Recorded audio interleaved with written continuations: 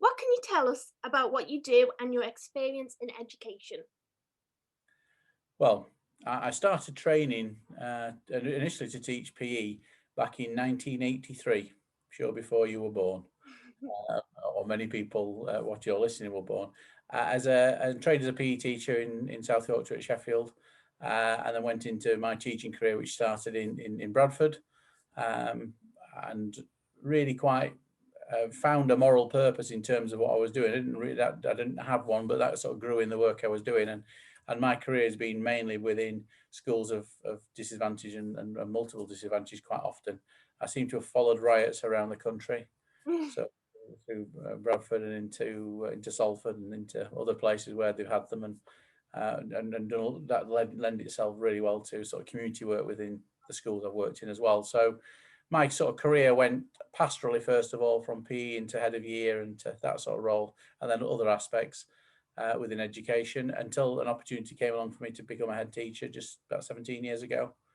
So I've worked as a head teacher in 9 years in my own schools, and then I've spent the rest of the time working and going to schools that have found themselves in maybe a spot of bother, either special measures or leadership instability or otherwise. Spent a year, or quite often what the pattern seems to be, I'll spend some time there, appoint a new head teacher for the following September, and then stay alongside them or in other groups of schools as an executive role to help them establish themselves, but also to pick up and look after other schools within the local authority, within the trust. So I've tended to be executive principal of 2 or 3 or 4 schools within a trust.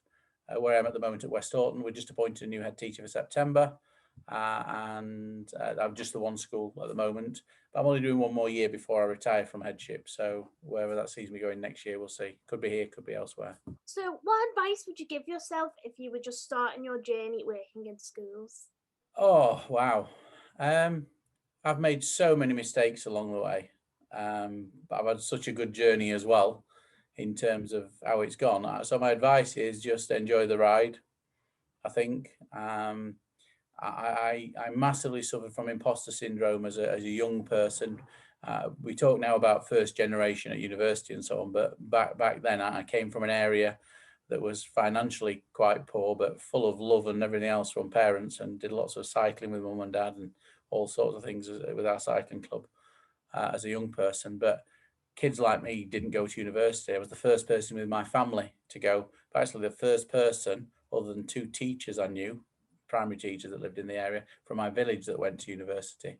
So it just wasn't there for me, and I felt all the way through my degree. In fact, all the way in my start of my teaching career, I felt that, and every promotion I got was, am I going to get found out at some point? I can't, I remember being qualified as a teacher and thinking, I can't believe I'm now in charge of this group of kids and they let me do it. I'm going to get found. I felt like for quite a while, really. And So I suppose I'll always be a recovering imposter Yeah. in terms of having that word with myself, but that's become almost a superpower now in itself, in that I know I out it, and I support and talk to other people around that. And there's a movement within education with something like 40,000 followers called Women Ed. I don't know if you know Women Ed. Yeah, yeah. And I identify myself as being what is known affectionately as hashtag he for she, as in a support and advocate, and to help and support. And actually, it turns out that many people within education, many women, also suffer the imposter syndrome. Although as a man, I have the same issue.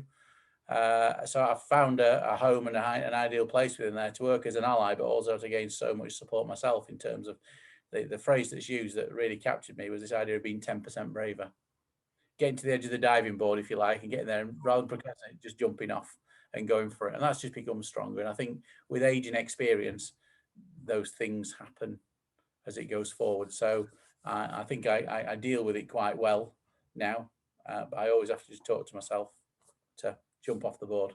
What advice would you give people who feel that imposter syndrome now, teachers? Um, I would say anybody get a coach first of all. I do a lot of coaching. That's not an advert for coaching, although I suppose it is for other people for coaching. But coaching, peer coaching, supporting, talking through those issues. So those demons that tend to be in your head. I do say normally, if I speak to somebody, the problem appears to be 6 inches long, and that problem is from that ear to that ear. I think what's in between. I think if you can get out what's out of here, and talk with somebody else and go through, a genuine coaching conversation, not someone to big you up, but for you to have a conversation so you can realize the pros, the cons, the strengths, the weaknesses, and work out those next steps. I suppose what I encourage people to do is for people to see the reality from their view, but also from the view of others, and then actually to own it, solve whatever problems are there, and have the wherewithal then to get on and do it. And that's the 10% braver bit. Quite often we can make resolve to do things, but actually getting on and doing those things is it. And there's I'll misquote this now, but there's an old Richard Branson quote that is something like, if you're having doubts about your performance, but the people around you that respect and know you say you ought to do something, then do it. It's encouraging people. So I'd say speak to someone about, if I had to just sum it up in just one phrase, it's be 10% braver. So what is something you are passionate to encourage within schools and teaching? Right. This has always been important to me, but has become much stronger in terms of in my leadership journey. And for at least the last 10 years, I've shown a picture of my family with a phrase on there. And the picture of my family is me, my wife, and the 5 boys all there when they were much younger. And underneath of it, it says, look after yourself first before helping others so we can make the biggest difference to the children. And that is fundamentally how I think we should operate in schools before whatever our priorities are. If we're reading, if we're improving reading ages, or we're diminishing a gap and making sure that our pupil premium children or SND kids or our looked after kids aren't falling behind, all those sort of things, absolutely fundamental. But if you don't look after yourself first, if you've not got your oxygen mask on, the plane's going down, you put your own before helping others. If you're not in a good place, you're not in a position to support colleagues to do the same, in which case we can't make the biggest difference for the children. So that is the piece that the first slide when I meet staff for the first time, whatever our priorities, whether the school's in special measures, whether it's had leadership instability and people just want to know what are we going to do, the first thing is just calm down. That's what we're going to do. And again, where I'm in West Orton at the moment, the staff have just overwhelmed me with how they've embraced that as a way forward. I suppose you're telling people you're important, you're getting people to do that as well. But actually, it's not just about me saying that. I need staff to be encouraged to do that, to be engaged in doing that, and to be empowered to see their own reality, to own their own reality, to solve their own wellbeing reality, and actually do something about that as well. So within our structures, we put lots of things in place to support that. And I'm happy to talk about that now or later if you want to, some of the structures we put in. Tell me about those, Okay, so for example, chocolate and wine. Example here, we've just one of our latest things. This just happens to be here. Here's one you made earlier. Well, this is one that's going out later on. There's a box of chocolates, an Amazon voucher, a Just Eat, get yourself a takeaway voucher, and a bottle of wine. There's 4 of those just given out this week. I'm just waiting for Rochelle, one of our cleaning supervisors, to come and collect her prize. We sent out last week, part of Children's Mental Health Week. We posted out, in fact, I've got one here. This is the one that came to me. Let me address off there, actually. But a wellbeing pack got sent to every student.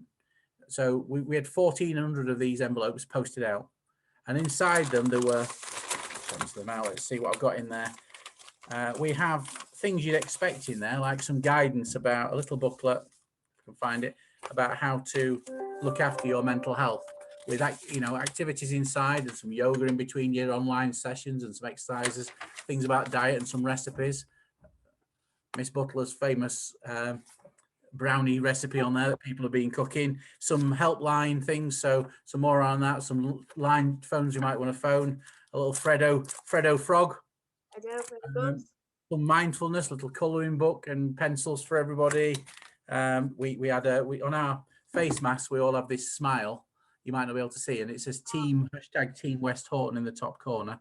Well, we've all now got a little placemat for you can see that against my top, or you can't see it against anything. Oh, yeah, make it out. As a coaster, a place to be, ruler, a bookmark, because one of the things we also did over Christmas, we bought them a book, a reading book, depending what program you're doing. So I'm leading on a coaching course at the moment for a group of staff. So we bought them all this book by Andy Book called Leadership Matters. And we're going through that at the moment as a reading club because we can't get together physically. So last Wednesday, we all read a chapter. Andy Book himself, the author, did me a little video for 2 or 3 minutes to talk and introduce his book to them and say good luck. So they also got a little, this one says Dream Big, a West Orton bookmark to go in there with a few things about proud to support children there. And that goes in their book that post out over Christmas. Other people got other books by Stephen Tierney, who were doing the SLT aspirant program. We got Ross McGill's book around Plan, Mark, Teach. Yeah, I've got the right way around. Repeat his book for our outstanding teacher program. So everybody got something in there as well. So it's the things we're doing, although that's a nice little gimmick. Yeah. Everyone got one. The things inside there are born out of bigger things we do. So our entire process of performance management was flipped on its head from being data focused and let's look at your quality of your teaching, your classroom will come and see you. And do you want to have any development, by the way, to what is it you want to be when you grow up? You know, what are the things we need to do in your development needs, and how we're going to see that in the classroom or in your role? How we're going to see it? Okay, how can we evidence that then? So actually, we're still collecting things, but we flip that on its head, and we put a talent development framework in place for that, right from the early end career entry all the way through to head teacher, that can have courses like the National Professional Qualification for middle leaders, for senior leaders, for head teachers, for executive leaders. Those programs go on alongside other courses like timetabling courses or those things. Our own bespoke aspirant middle leader, aspirant senior leader, aspirant coach, those sorts of programs. They're the programs you don't normally expect. But alongside that, we've got a series of experiences. So you become new, say, for example, let's say, for example, you were the second of maths and you suddenly became the head of maths, you were promoted. That's wonderful. Well, you were a really great second of maths. But actually, you become the head of maths. You've never been head of maths before. You don't really know what you're doing. So we give you a coach. So you get a promoted position. We don't just drop you in thinking, oh, you're new to it, struggle, let us know if you want to help. We give you a coach or a mentor, someone, say, for example, the head of English who could work alongside you, or somebody else that could do the same. So coaching is in there. Both my deputies, to help their development, they're both going to become great head teachers eventually in their career, but for now they want to be the best possible deputies as they can. So I've got them an external coach each through the Women Ed organisation. They're both doing their MPQH. I mentor them as well. They've got a program in place. They've got a support plan. And my staff, in fact, I outed those two on the first day when I met all the staff to say, I've already put 2 members of staff on a support plan. And you can see people go, and I told them who it was, Caroline and Claire, and they all looked a bit puzzled, as in, but they're really good. What's happening? And I said, they were doing this. And I even said to them, you didn't think I meant get your coat, you're off because you're on a support plan, did you? Because it had been hijacked by those things. And actually, it should be about quality care, support, and creating that culture of care. A phrase I got from one of my former deputies who went on to become a big global lead in safeguarding, a woman called Suzanne Murray. She coined that phrase, a culture of care. And actually, that embraces everything around the things I'm trying to do here to be able to move things forward. So again, the work, you've got that, you've got work shadowing. So in the summer when exams are finished and so on, why shouldn't we then use it for somebody who wants to become a Senko to go shadow a Senko in another school? Or in the office staff can go and share and see other people's roles. You know, you're a finance assistant, but you're interested in the data, or you're interested in the other things, or actually you're interested in maybe becoming a TA or a teacher, or so go and have a play. So encourage those sort of things, along with people delivering special projects or that sort of thing. A whole range of projects we're having here is fundamental, again, to where we've shifted things. And again, that's predicated on, I used to think that you were successful when hard work met talent, but actually it's when hard work meets talent and opportunity. So making sure that opportunities are put in place. A lot of the leaders you'd speak to, if you were to Google head teacher, they'd look like this: old, white, straight, able-bodied men. Yeah, but so actually it's about making sure that it's equality of opportunity, but there's also equity in there as well. So we'll talk openly about supporting colleagues through LGBT, BAME, underrepresented in senior levels, the gender pay gap that's around. If you look like me, a younger version of me, it doesn't mean we don't look after you as well, but we are being explicit in actually making sure opportunities are available for everybody and attract those opportunities to make sure that we aren't missing any tricks, and we do address through the governing body our unconscious bias and those sort of things, not just lip service to say tick, we've done a box, but to really reflect on those things. So it's I could carry on through a whole variety of things, but it's about creating a culture of care, a culture of mental health and well-being. So that picture of my family saying look after yourself first means look after your own talent. I gave that framework I've just talked about. I've not got my video cam on, so I can't show you, but that's on my wall there. You can see that's the talent framework I talked about. Variety of other things that go in with that.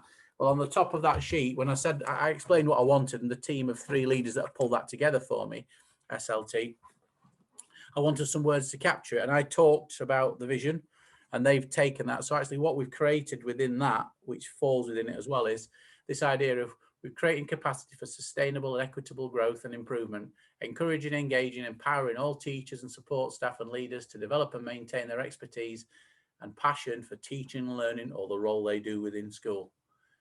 And so that they can own their own professional development at every career stage, because at West Orton, we never stop learning. Now, the reason I've said they've never stopped learning bit is, you might not be able to see that, but they're our values-based vision. The fact we have a thing called learn, and it's basically look after yourself, look after each other, enjoy our school, aim high, respect one another, ourselves and the environment, and never stop learning. And actually, everything we're doing is born out of that as well. Does that make sense? So well-being is not a soft option. You've got to make some difficult decisions. And in fact, I might find myself in a position, any of my staff listening to this, I don't want you to worry. But what because I'm just giving you a hypothetical one from another school, in fact. But if I was, say, overstaffed in English and understaffed in maths and so on and so forth, that sort of thing, you sometimes have to do a restructure within an organisation to meet the future needs of the school and the children and everything else. And some people actually may lose jobs, but to actually make the job size, the class sizes better, or to give people the PPA they need to do their job better. So sometimes there are structural changes needed within schools, particularly the schools I go to where things have not been looked after as well as they should. And I'm blessed with the person that does it here. We were really strong in this school around how that's managed. But I've been into places before where the wheels have fallen off. I once picked up a school where we had a projected deficit. I was told we'd got £400,000 in the bank. This is many years ago, my first substantive headship, in fact, £400,000 to develop IT and so on. And within the first 30 days, I'd had to call in the local authority, give the police a call, and a few other things to say we've got a problem. And that was a projected 1.957 million deficit. I had to make 25 teachers, 11 support staff redundant in that first year. But you can still do that with care and compassion. Yeah. You still do it appropriately. You do it according to the rules that are in place. You know, those policies protect us, and they also liberate you to do the job you're doing, to help that school recover and help that school look after itself better. So well-being is and that approach, creating a culture of care, is being able to have those difficult conversations or difficult decisions and being guided by our values-based vision, if you like. Yeah, I was going to say, that must have been really difficult for you if that was one of your earlier headships. Yeah, like I said. What kinds of coping mechanisms did you utilise when you had to make those difficult decisions? Well, this comes back to, you remember when I said about if you were a second in maths and you went for a head of maths job? Yeah. Well, I'd done a couple of acting headships in the school where I was deputy. I acted up for a term, and I also then went into what was then known as an EBD school, dealing with children with social, emotional, mental health issues. And I did a period of time there. I was really proud of the work I did in those and short-term placements to help those schools. And I went to my first substantive headship, and this is it. And I remember sitting at the desk like this, and it was about day 2 or 3, and I picked up the phone and rang my school finance manager, Andrea, and said, it's about time. Can I have a look at the books, please? I didn't know what you called them, the financial records, because as a head, you don't know. It's one of the things on the MPQHs that people say they don't know. They don't know about the finance aspects. I didn't really know. And she came along and she bought me a printed from front page of a spreadsheet and the back page of a spreadsheet, and showed me the money coming in, the money going out, and it didn't quite make sense to me. But I thought that was me, imposter syndrome again. Yeah. I thought I need to know this. I don't know it. So I asked. I said, "Okay, I've got that. Where's the stuff in the middle?" And she said, "Well, I was hoping you could tell me that."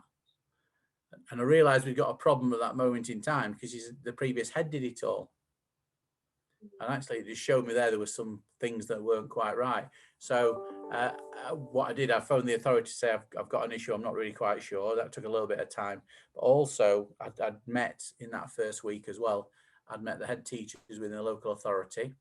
The local authority was slow in putting a mentor in place for me, but I'd also, somebody had given me some advice before, asked to get one.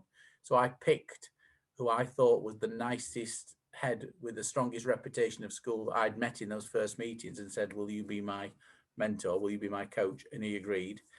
And my first conversation with him is that actually you need to speak to Stuart. And Stuart was a person, he was really old. He was around 55 years old.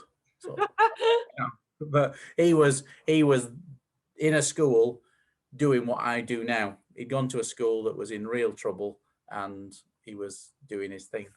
And he said, you give Stuart a bell. So I gave Stuart a bell, and Stuart kindly met me and took me through and actually explained where we're at, and said some of the things that may happen now along the way with this. And that helped demystify it for me. And sometimes it's just that was a mentor rather than a coach. But I used him as a mentor for the processes or the pain that I and the staff would have to go through. I actually used the other head as my coach to help me do that with heart. Yes. If that makes sense. So you're guided by those moral principles. And again, when you come back to the advice you give somebody, any young head, any new head coming into post, a phrase, I don't know who said this now, but any captain can steer a ship in calm waters. But actually, if you do the same in rough water, we're in a tsunami of pandemic at the moment. Yeah. Keeping your course true then is the real skill. And actually, I find that if things are calm, having a strong values-based vision of where you're aiming to, and we're all I physically get the staff to point the direction we're going when I start, but we're all going that way, and say that I will point that direction every single week with you. We'll be doing that. And actually I've put a briefing in that, that's our wellbeing briefing that goes in, where we point that direction by the things we say, the things we do, to exemplify it every week. You keep pointing, and you do that in the calm times. So when the sea gets rough, you keep pointing. And even though you lose sight of that horizon, you've got your compass, you know you're going that way, you keep going that way, because it really serves you well. Yeah, that's a great metaphor.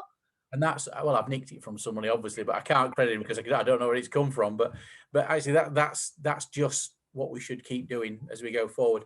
And it really is the strongest piece of advice I could give people, second only to make sure your oxygen mask's on. I'm mixing metaphors now. I've gone from a boat to a plane. Let's just say, put your own life jacket on first. How that work better? Combined. So I think make sure you're safe, and then get going and go forward as it goes. And particularly in crisis, that works. So I'll give you another analogy or another example again.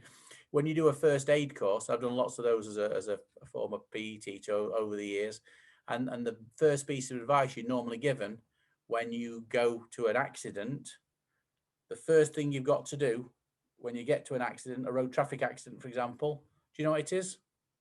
No, what is it? Look after yourself. You run in the middle of the road and get knocked down, we've got 2 casualties. So you go in the middle of the road, you stop the traffic, you make someone else is going to do that, you make sure it's safe, and then you give your first aid. Yeah, if someone's in the water, you jump straight in without reassessing assessing the situation. You got 2 casualties. It's make sure you preserve your own life first before you give your first aid.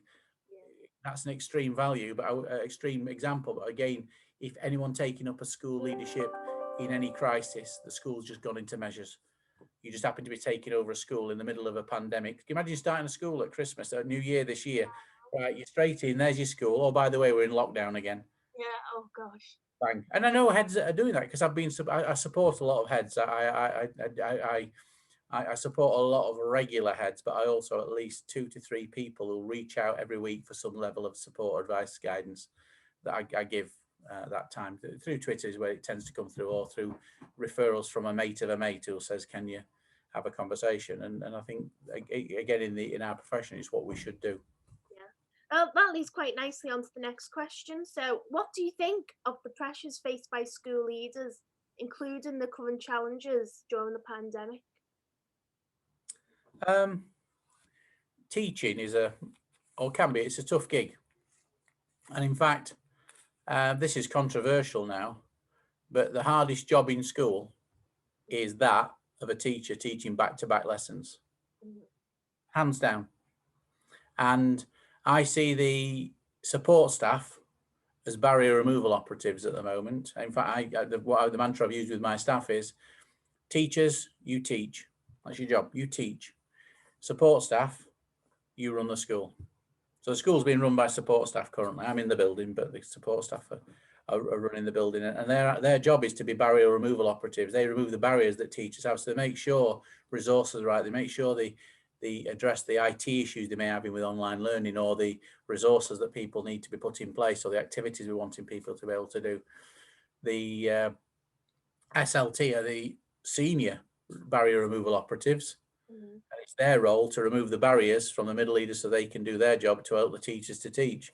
It's my job to remove the barriers and create opportunities so that my SLT can do what they need to do with the middle leaders and to do the same as well. It's all about this person in the classroom teaching a lesson online from their bedroom or wherever they're doing it from at the moment. It's for me to make sure they've got whatever support they need so they can be liberated to do their job they need to do. In fact, one of the quotes I'm most happy with or proud of from an Ofsted inspection, a school I bought out of special measures in 2015, was where the inspectors said that, or the HMI's letter said that leaders say they've been freed from bureaucratic tasks and teachers have been liberated to teach.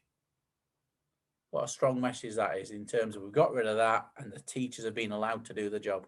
And really that's what we do. And actually within that, any of the children then that may be dropping through the cracks, I looked after children, our children with SEND or whatever, however vulnerable, the support staff then that make sure that those provision maps in place, that we can pick people up or proactively help them, take them out, put them back in again, whatever it is we need to do to allow those things to happen. Our key worker club within school, etc., occurs. So I forgot what your original question was, but is it what we should be doing? Was that the question?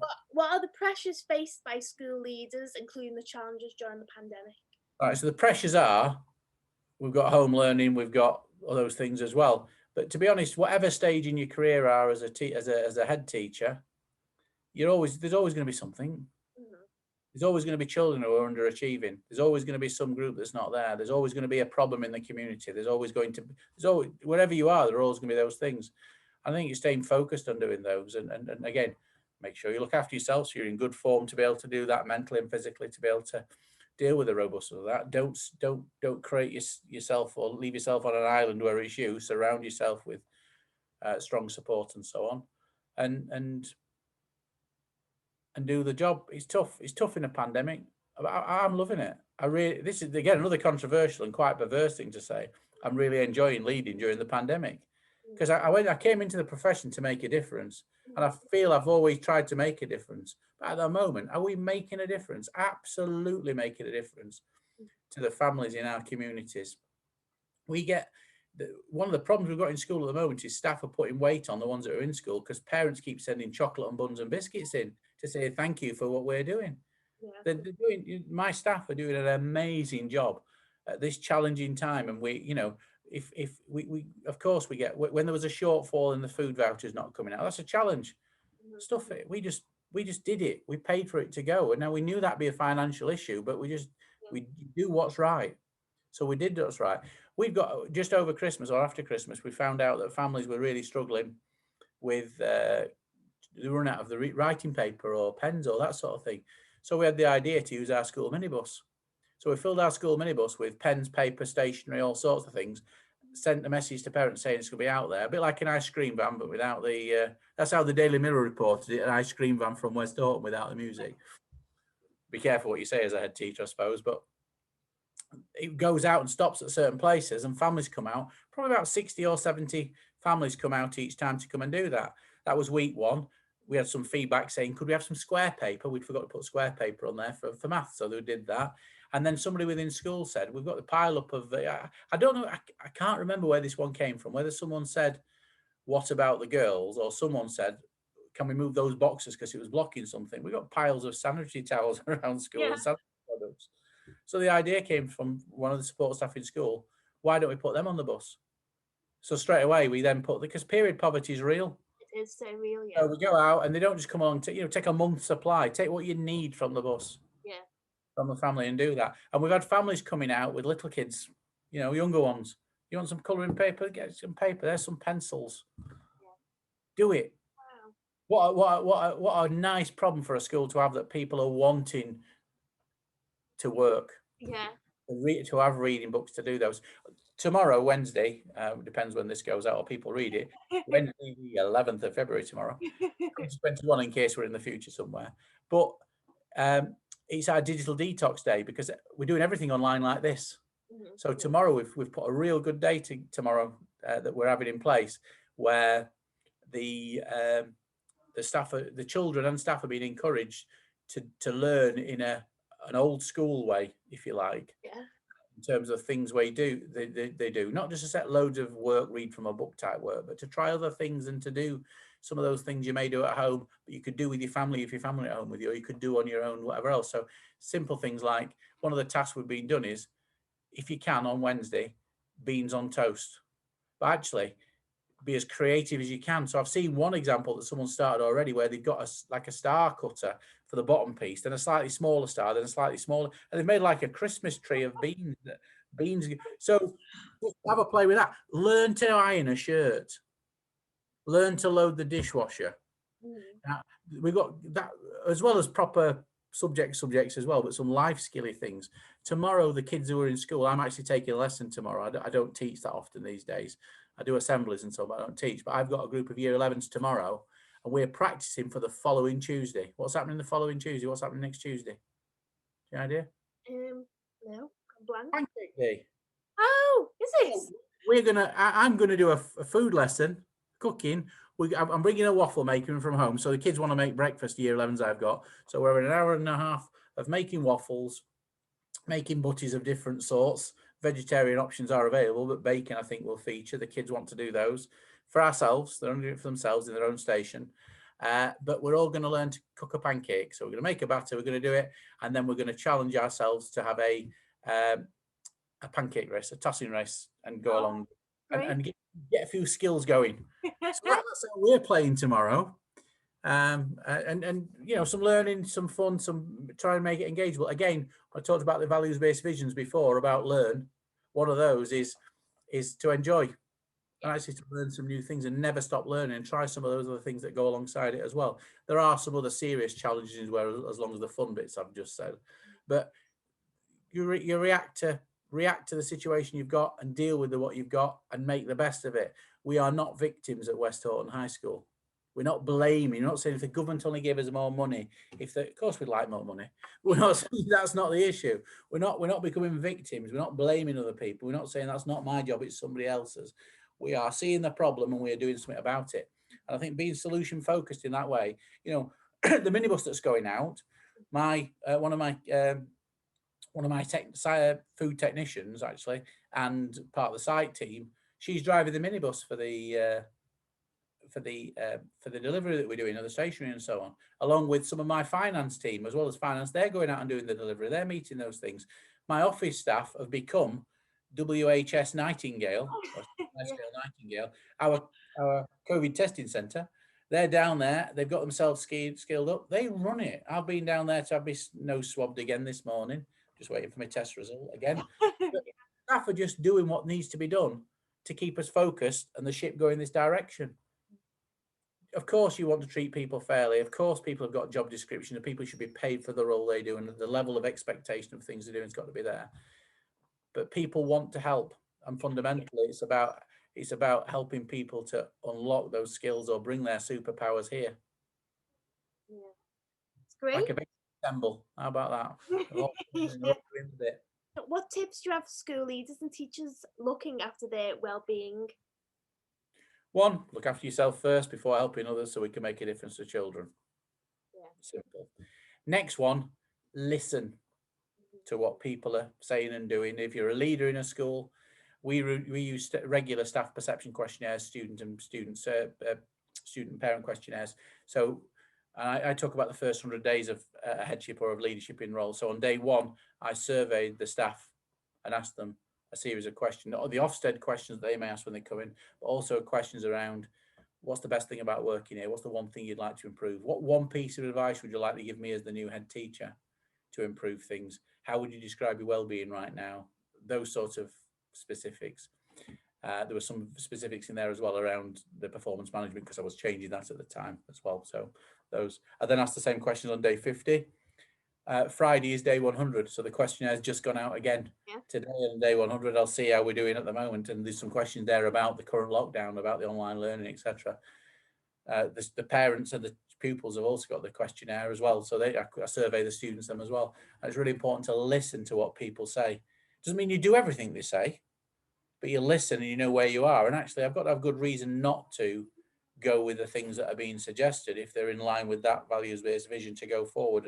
But it's also about managing people's expectations. I think as a leader, the two pieces of advice I would say, or the two things I would think leadership is, it's around establishing expectations with your team, students, parents, governors, teachers, everybody, and also establishing relationships with everybody as it goes. And once you've established those, it's then about managing them, managing those relationships and managing those expectations to make make sure. So if every teacher said, we want one of these visualizers, we get them because we can do it online learning. It makes it easier to be able to show the work. Mine's not working right now. That's why I've got the camera. Show the work in the classroom. I made sure that everyone's got those. They've gone home. So that could occur when people went to the lockdown this time round, and some people were suffering the first couple of days because they were sat on chairs at home that weren't fit. Right, come and collect your school chair, because they've all got these nice comfy school chairs. If you can't, I've got a Land Rover and a trailer. I'll come and deliver them. We've got a minibus. Let's just go out there and we'll get. So you look for those things. But if people said, right, on the staff perception questionnaire, they all got together and went, right, we all want a jacuzzi in our classroom. I'd have to manage expectations and say, I can't afford a jacuzzi for everyone, perhaps just one in my office, that sort of thing. So you have to, but I think that's key. So communicate with people. Don't just listen, but hear and respond to what's said as well. And people, even if they don't agree with the decisions you're making, they're more likely to come along with you. Yeah. A guy called Patrick Lencioni, who talks about the five dysfunctions or five functions or dysfunctions of a team. And the basis of any team has got to be a foundation of trust and building that through those relationships. The next one confuses people sometimes, because the next one's about conflict. You've got to have healthy conflict, because if people can't tell you what they really think, and that's the feedback, then they'll tell people out in the pub, or not at the moment, but they'll tell people elsewhere, or they'll moan to themselves in a staff room or whatever else. But if they can feel they've got an avenue to be heard and really heard, that can really help, and that creates buy-in to that vision, and it creates commitment to that vision, and then you get your attention on your results. And by results, I don't just mean the outcomes at GCSE. I mean the results of everything we're trying to do for the young people and for ourselves. So I think that sort of level of where you go as it goes. So it's look after yourself, listen to people, and actually work on those relationships and work on making sure you're clear around those roles and expectations that you have people to do. As a leader, as a teacher, I would say buy into those sort of processes. Make sure your voice is heard. All right, make sure your voice is heard. But equally, whoever you are in the organisation, look after yourself and then support your colleagues, so we make a difference together. The same principles apply at every level, really, in terms of where we go, and actually building honest communication, having trust with the people wherever level you work at, and actually having those healthy conversations. I teach people how to have those difficult conversations as well, to try and be explicit about it, so it demystifies it, because they stop becoming difficult when you have them. They just become professional conversations. And that's just where we should be, really. So I suppose that's my way in around the pandemic, really. And the final one goes with that for where we are at the moment. Do not be afraid to ask for help. A guy called Steve Munby, who was a lovely big player in education over many decades now. He did a small 2-minute or 90-second podcast, or no, not even that, just a video blog the other day, and he used the help, but from the Beatles, and said help, asking for it, and actually listen to the lyrics. He's right, and with that, by asking for help as a leader, you're showing that you need support, because we all do. You're modeling it's okay to do that to other people. But the other thing is, you're also likely to do your job better because it means you've seen a problem, you're owning it, and you're trying to solve it. And there's a good chance, and actually, if you live in denial, bury your head in the sand, deny it's a problem, avoid the issue, things don't get better. Yeah, and it's very humanizes as well. I think it's authentic as a leader. It's real. Yeah. It's real in terms of where you go with that. And there's a guy called Conan Powell who was during the Gulf War, was first Gulf War, was one of the big generals, and he said that bad news isn't like fine wine. It doesn't get better with age. Bad news, so you do it. You talk about it straight away. And my mum still says now that old phrase of a stitch in time saves 9. And if you get a ladder in your tights and you don't sort it straight away, I know people still mend the tights, but if you got a ladder in your tights, you stitch it straight away and sort it, you stop it going. Otherwise, it becomes a big ladder by the end of the day. And actually, that exactly the same. When there's a problem, they rarely go away when you ignore them. They rarely go away if you wait for somebody else to sort it when there's not a real clear line within there as well. But saying something about it, doing something about it, not being a victim, but owning it and not blaming people. Very good. My advice to all levels, really, for that. Yeah. So, over half of teachers have considered leaving the profession due to mental well-being reasons. Does this statistic surprise you? What could be done to help keep teachers in schools? It doesn't surprise me because I knew that statistic. I've followed the stats quite, you might expect me to say that anyway, over a number of years. I've wanted to know that and seen that. There was a big article, piece of research published in the Times Education Supplement over Christmas that talked in terms of those figures. It worries me, it concerns me, it upsets me. I think how we look after people in the profession, well, how we sell ourselves, first of all, it's a tough job. And lots of us like to say it's a tough job. I say it's a tough job with a smile on my face, and I think it's wonderful. Some people don't, and they've had bad experiences. I'm not diminishing how they feel about that. But I think as a profession, we should talk up our profession. It's important, but it's a profession that helps make all other professions. It's people come through education to move forward. So I think that stays the same. It's become a bit of a family business for me. As my eldest lad, 28, is now in his 4th year of teaching as a second in science somewhere. We've got one of our other sons who's doing accountancy at the moment in his final year, and he dropped the bombshell that I'm now applying for his PGCE. He wants to go and teach maths. Even my youngest, who's 16, who currently wants to, we like scuba diving, he wants to be a marine biologist. He just said last summer while we were away, he said, Dad, I know I fancy being a marine biologist, but I might as well face it. I'm going to become a teacher, aren't I? We encourage that, and I've got to encourage not only my own family, although 5 sons, I could feed the profession for quite a while with that. We need to be encouraging the young people in school to becoming teachers. We need to encourage ourselves, because actually, if we talk up and positive about those things and show those role models, we're more likely to see that going forward. So I would encourage that. And I think in schools, we've got much better at looking after those people who come in through the access into the initial teacher training stages, and the work that goes on in school and how people look after. It's variable again within schools, I know, but we become much better at that. And the early career framework, I love some of the things that are occurring through that at the moment, how we, and some wonderful things going on with our own support within the school here. Locally, there's an organisation called the Alliance for Learning with Lisa Fathers that do some wonderful things around the support, including the mental health aspects in there for how you look after yourself. This Friday, I'm talking to how to secure your first teaching job for Liverpool John Moores University, and part of that will be around get your oxygen mask on, build a sustainable career. We should be encouraging people to do that. We talk quite often to young teachers about NQT year, hardest year of your life. You've got to get down, forget anything you do for yourself. Well, I think that's a false advice. I think yes, you do work hard, and you need to. You've no lessons sorted. You've no experience really to go on other than your practices you've had as you've been going through your training. But actually, within that, you work hard, but you should build in there your leisure time, your family time, your whatever it is you want to do, so that that's your life. It's not about work-life balance, because work's a big part of my life. It's about the life balance and making sure you do a little of what makes you happy every day, and hopefully once or twice a week, a bit more of what makes you happy to allow you to be able to maintain those. But as I said, we're getting better at the initial teacher training. We're getting better actually looking after our NQTs and RQTs, what they call this early career framework, and those teachers now.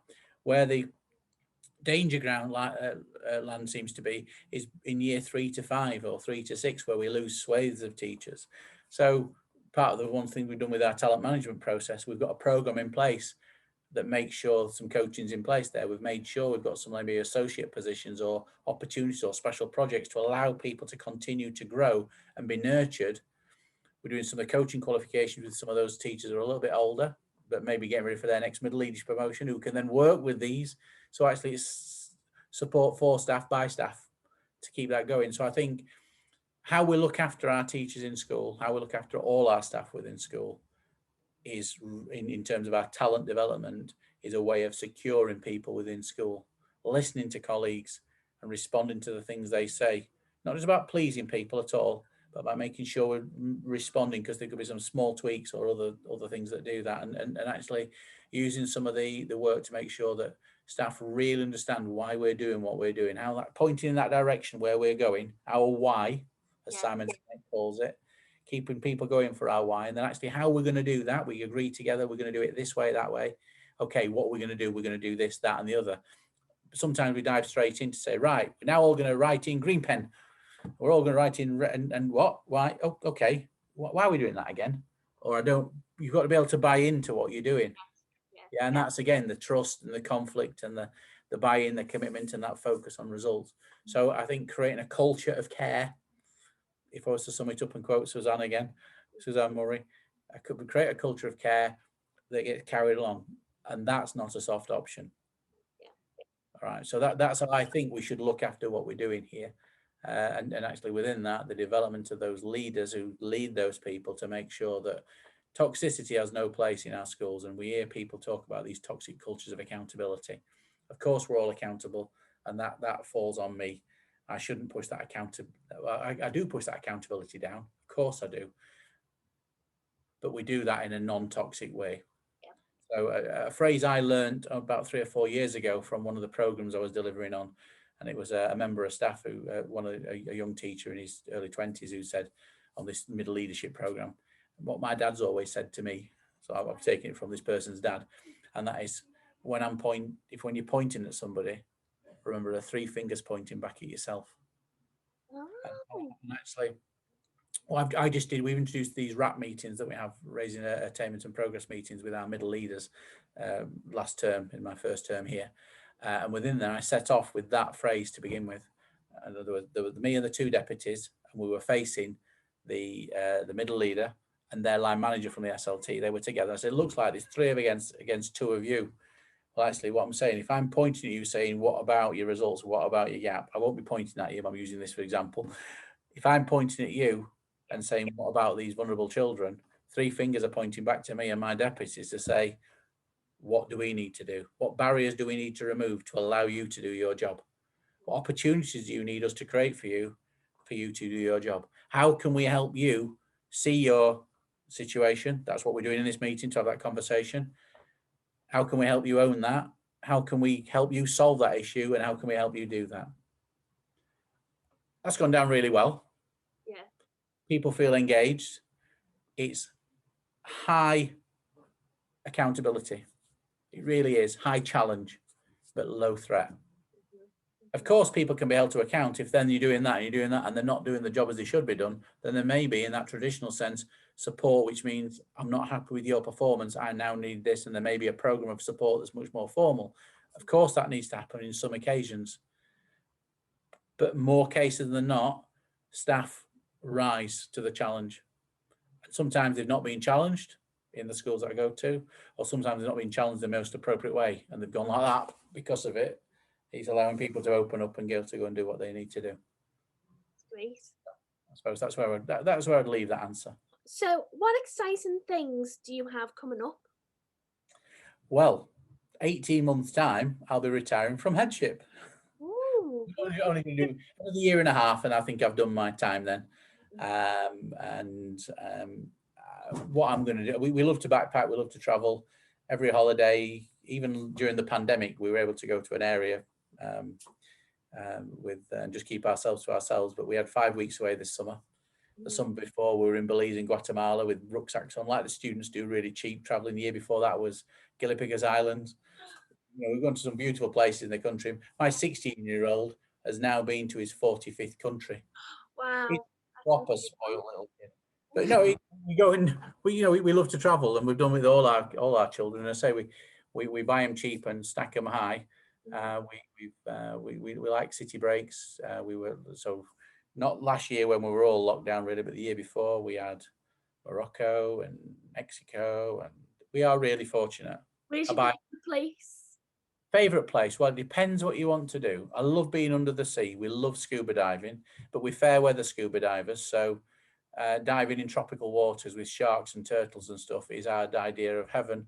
Diving, as we did once in Iceland, in Lake Sulphur, with snow on the ground, wearing dry suits, and that was beautiful. But wow, I don't like the cold in those ways. So underwater's nice, but I like jungles. We like to have adventures. We like to explore. We like to go and see things that are novel to us, and we do it. Say like the students might do on a gap. We do it really cheaply. With 5 kids, you've got to do things cheaply when you go. But we find we can go away for a month in the summer, any of those places, and live cheaply and spend less than going to the south of France and camping. Just because are doing it cheaply, you're more immersive into the culture and the surroundings. Yeah, and so we love that. I mean, we drive 2 old cars. I mean, I've got 2 cars. The youngest one's 9 years, the oldest one's 14 years. As in, we run them until they drop. Yeah. I'm fortunate. I live in a very relatively inexpensive part of the country, beautiful part of the country. I live in Rochdale. Rochdale gets a bad press, but I love it where I am. And we live relatively cheaply to be able to afford to do those things. So what's coming for me is more travel.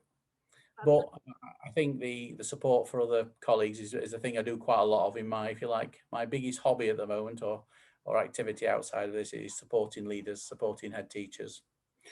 Quite often head teachers who found themselves falling, jumping, or being pushed off the leadership cliff, through an organisation called Heads Up. Also, the things I tweet about through, I do Twitter, at least one tweet every day for Teacher 5 a day, around how we look after ourselves. And I think it looks like I'm doing lots of different things, like cooking meals or this or that or the other, but really just trying to model it's okay to have a life as well as doing that teaching job. So what's Teacher 5 a day? Okay, it was born out as a guy called Martin Rea, who set it up, I think 6 years ago now, but he'll correct me now, I've said that longer. And it's predicated on a piece of research that came out through the NHS many years ago, 10, 12 years ago now, called the 5 Ways to Wellbeing. And the 5 Ways to Wellbeing, basically the things that can get you into trouble. So if you're isolated and you're not seeing people, or doing it, particularly big at the moment, isn't it? Isolation is a big cause of mental health issues. So actually one of the things is staying connected. There's an obvious one around exercise, and exercise, what that does for your mental health is really good. Noticing things, being mindful. So seeing the trees change colour. I posted a picture this weekend. I was out running and there were 4 young bucks in a field. So we stopped, deer playing, and then they started rutting and headbutting. It was just stopped just for those 30 seconds. It's just lovely. Yeah. I sound a bit like a tree hugger now, don't say these things, but just as in, I'm loving. So taking time to be mindful and notice, and taking time with your family. My mum and dad are getting older. I'm taking time to not rush, but to just enjoy the moments I have, even on the doorstep. Present. Living for the present. Absolutely doing that. I forgot where I was up to now. Learning new things. So learning new meals, learning new activities, learning about new cultures. They're very good for us. And the final one is around when we help other people and volunteering our time. Because it's really quite nice to do nice things for yourself, but really fulfilling to help others. And I find that particularly useful, and now again, people call me wise or sage now. It's another word for saying old. In terms of, I've got a lot of experience, a lot of miles on my clock, and to be able to share and support people with that, not just telling them what to do, but helping them to see their own reality, own it, solve it, and do something about their own position. So I'm sure that will continue and that will increase around that, and supporting teams of people as well through leadership development, and bringing some of those things I can do while I'm useful for maybe the next 2 or 3 years after that, and I'm still relevant to people. I think I'll carry on doing that before I just completely ride off into the sunset. Okay, so I wanted to ask, how is Hurricane the tortoise? He's doing all right. He's sleeping. I can't hear him at the moment. I say he's doing all right. Every year when we put him in the box around mid to late October, I think it's early November this year, when he's outside. He lives outside in his hut. When he stopped moving completely and coming out because he's gone cold as a cold-blooded creature, we put him in his box. It's the box he's lived in for years. It's an old wine box that we inherited with him, full of some packing peanuts. He goes in that on a cold, draft-free shelf in the garage. And then from the 1st of March onwards, we start listening, because it's normally mid to late March where we hear some scratching. He's awake. We take him out and he's off out in the garden again. So he's sleeping at the moment. But every year when we put him to bed, we think, is he going to wake up? Oh. I've got to assume he's all right at the moment, just because I've got to assume that. And he'll come out. How old is he? He will be 66 when he wakes up. Oh. I know that I don't know his exact birthday, but I do know that when basically our next door neighbour, when they moved 15 years ago, they were going to a house with no garden and asked if we'd like to adopt him. So we adopted him when he was 50. Then he comes out. So when he comes out of his box, that's where he is. So he's exactly 10 years my senior. He's the oldest male in the house. That's amazing. And that video during the lockdown last year, I'm sure you're referring to now. Yeah. Over 2.1 million views on. I had people from organizations, companies from Japan and America and whatever else trying to buy the rights to his video. But can we do that? I'm not into that. I know, I was going to say, is he up for sponsorship for SupplyWell? Well, there was I'm sure you could use him as an unofficial mascot. He's been used by a mascot by a few organizations. In fact, we're currently in Teacher 5 a Day, which is called, for the hashtag, if you want to follow them, hashtag Teacher 5 a Day, hashtag FitFeb, hashtag exercise, every day doing some exercise, different sorts. And last year he was the official mascot when we went into April for the first month of lockdown, as he came out, and he had his own little, someone made him his own little icon, his own little logo. Oh, really cute. So in delivering a important message for everyone, what would it be? Look after yourself first before helping others, so we can make the biggest difference for the children. But I'd also say, in our wonderful profession, good luck, enjoy, have fun. Oh, well, thank you very much for your time today. It's been a lovely chat. I've enjoyed it. Thank you. Yeah. Nice getting to it. And again, I love the guys at SupplyWell. I think what you're doing there is, you talk about an organisation with a heart and doing what you can do with an education for what the name suggests, supply, but it's so much more than the supply staff that work and predicated, again, that they're born out of a desire to make sure it's a fairer, more equitable place, and that we look after the mental health and wellbeing of all staff in school. So keep on doing what you're doing. Thank you very much.